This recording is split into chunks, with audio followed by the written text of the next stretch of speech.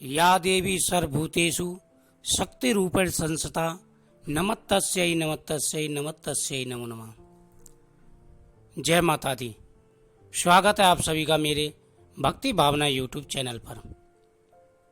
दोस्तों, आज मैं आपको बताऊंगा कि घर में दरिद्रता की होती हैं कई निशानियां। बहुत सारी बातें ऐसी होती हैं जिससे घर में दरिद्रता आती है।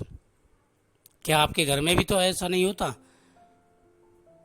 कई ऐसी चीजों का ध्यान रखना पड़ता है जिससे माता लक्ष्मी रुष्ट ना हो जाए। दोस्तों, अगर माता लक्ष्मी रुष्ट हो गई तो फिर बड़ी परेशानी आती है। इंसान मेहनत करता है, पैसा नहीं मिल पाता। इंसान भागदौड़ करता है, सफलता नहीं मिल पाती। और सबसे बड़ा जो दायित्व होता है वो होता है वास्तु दोष। यानी अगर वास्तु दोष आपके घर में ठीक है तो आपको हर खुशी मिलेगी, माता लक्ष्मी की कृपा भी मिलेगी, संतान की प्राप्ति भी होगी, हर सुख मिलेगा। अगर वास्तु दोष ठीक नहीं है तो घर के अंदर घर स्वर्ग की जगह पर नरक बन जाता है। छोटी छोटी बातों पर लड़ाई झगड़े होते हैं, तरक्की नहीं हो पाती, पैसे की बरकत नहीं होती, बहुत सारी अड़चनें आती हैं। आज मैं आप इस वीडियो में कुछ टिप्स बता रहा हूँ, इनको फॉलो करें और ध्यान रखें कि ये चीज़ें आपके घर में नहीं होनी चाहिए। सबसे पहला, बंद घड़ी। चाहे बंद घड़ी हो, चाहे बंद कोई मशीन हो, चाहे कुछ भी सामान हो, अगर काफ़ी दिनों से बंद पड़ा है तो उसे तुरंत घर से बाहर कर देना चाहिए। जैसे घड़ी बंद पड़ती है वैसे इंसान की किस्मत बंद पड़ जाती है। इस चीज़ का विशेष रूप से आपको ध्यान रखना है। अगर आपके घर में कोई भी ऐसा सामान है जो बंद पड़ा है काफ़ी दिनों से, तुरंत घर से बाहर कर दें। इसी में भलाई है। दूसरा, घर में बिल्ली का पालना या बिल्ली का रोना। दोस्तों, जब कहते हैं विपत्ति आती है तो बिल्ली घर में रोती है। इस चीज़ का आपको विशेष ध्यान रखना है कि घर के अंदर बिल्ली को कभी ना पालें। ये शास्त्रों के हिसाब से बड़ा दोष होता है। और इस चीज़ का आपको विशेष ध्यान भी रखना है कि घर के अंदर आप बिल्ली ना पालें। अगर बिल्ली रोती है तो उसे तुरंत वहाँ से भगा दें। ये है बहुत ही अपशगुन होता है और परेशानी खड़ी करता है। इस चीज़ का विशेष ध्यान रखना है। जहाँ भी काली बिल्ली घूमती है, रोती है, तो वो अशुभ होता है। बिल्ली के लिए आप दूध पिला सकते हैं, खिला सकते हैं कुछ भी, लेकिन घर में ना रखें। इस चीज़ का विशेष ध्यान रखना। कुत्ते का पालना। दोस्तों, अगर आप कुत्ता पालते हैं तो ध्यान रखें कुत्ता काला हो तो शुभ माना जाता है। अगर कुत्ता कई कलर का है तो उसे ना पालें।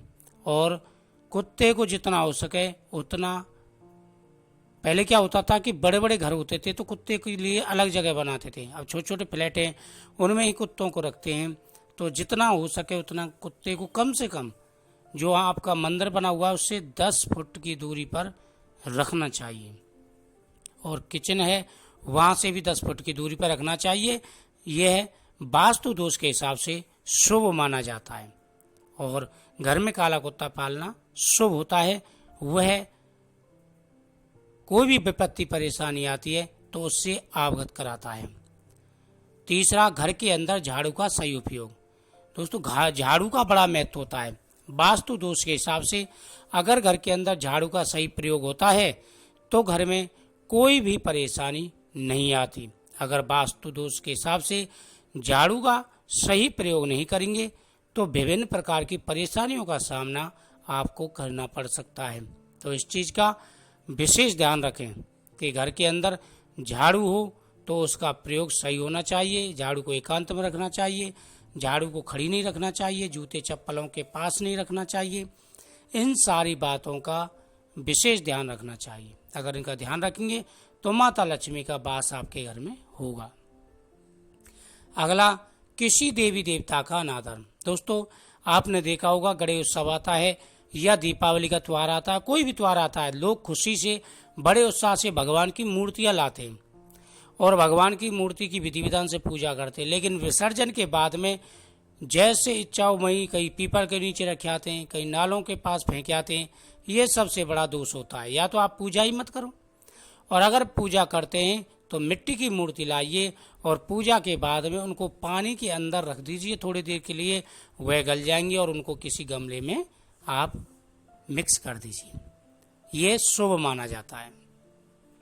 अगला है घर के अंदर कबाड़ का होना। काफ़ी आपने देखा होगा कि लोग कबाड़ को इकट्ठा करने के बड़े शौकीन होते हैं और उनके घर में विभिन्न प्रकार की परेशानियां भी आती हैं। तो इसलिए विशेष रूप से ध्यान रखें, कबाड़ को घर में इकट्ठा ना होने दें। काफ़ी जगह कबाड़ पड़ा रहता है, बरसात का जल उसमें इकट्ठा होता रहता है, मच्छर हो जाते हैं, नेगेटिव इतनी आती है कि घर के अंदर माहौल ही खराब हो जाता है। तो इसलिए विशेष रूप से ध्यान रखें और कबाड़ को घर के अंदर इकट्ठा ना होने दें। अगला, घर के अंदर जाले और घर के दरवाजे पर कांटेदार पौधे। इस चीज़ का आपको विशेष ध्यान रखना है कि घर के अंदर जाले नहीं होने चाहिए और घर के मेन दरवाजे पर कांटेदार पौधे नहीं होने चाहिए। इस चीज़ का आपको विशेष ध्यान रखना है। इन सारी बातों का आप ध्यान रखेंगे तो बहुत ही शुभ रहेगा और अच्छा रहेगा। घर के मेन दरवाजे पर साफ सफाई रखें, सुगंधित और अच्छे पौधे लगाएं, फलदार पौधे लगाएं जो आपके लिए शुभ हों, कांटेदार पौधे ना लगाएं। यह सारी बातें ध्यान रखें जिससे माता लक्ष्मी प्रसन्न होकर के आपको आशीर्वाद प्रदान करें।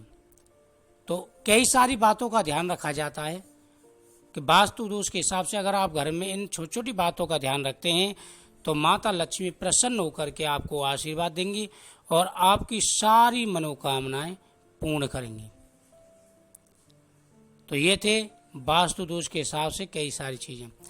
दोस्तों, मैं आने वाले समय में बहुत सारी वीडियो डालूंगा वास्तु दोष के लिए, वास्तु दोष के नियम क्या होते हैं, वास्तु दोष के लिए किन किन बातों का ज़्यादातर ध्यान रखना चाहिए जिससे माता लक्ष्मी जी प्रसन्न होकर के घर के अंदर निवास करें। घर के अंदर पूजा स्थल को बहुत साफ रखना चाहिए। इस चीज़ का ध्यान रखें कि जहाँ भी मंदिर हो वहाँ पर साफ सफाई का ध्यान रखें, वहाँ पर गंदगी ना होने दें।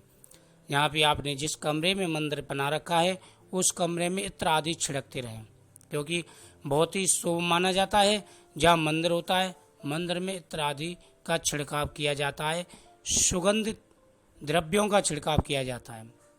भगवान के मंदिर में सुगंधित द्रव्यों का छिड़काव करने से माता लक्ष्मी का स्थिर रूप से वास होता है, सभी देवताओं का वास माना जाता है।